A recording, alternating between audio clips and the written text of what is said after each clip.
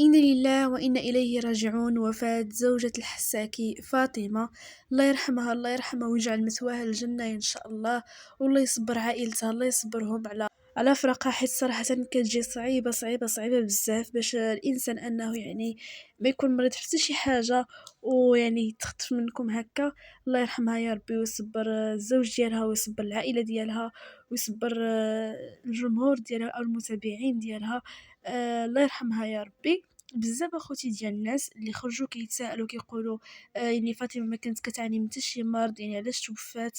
وبزاف كيف ما قلت لكم كيقولوا بانه هي لا خرجت خرجت في فيديو في يوتيوب كيفاش دارت. المهم هادشي ديال هذا امر الله، حنا ما عندنا ما نديرو، بغاها الله داها الله.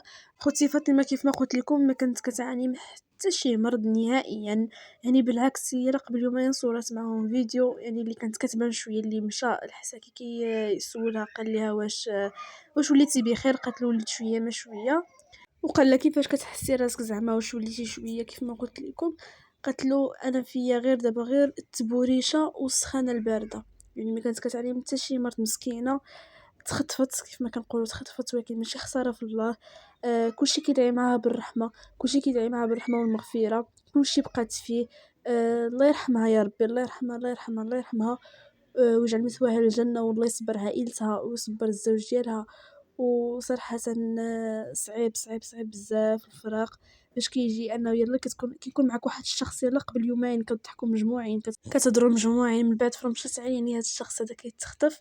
ولكن كيف ما قلت لكم ماشي خساره في الله، حنا اللي نقدروا نديروا انه ندعيو معها بالرحمه والمغفره. وبغيت اي واحد شاف هذا الفيديو يدعي مع اختنا فاطمه بالرحمه والمغفره والثبات عند السؤال يا رب، والصبر لعائلتها ان شاء الله، حيت ماشي سهل الفرق ماشي سهل.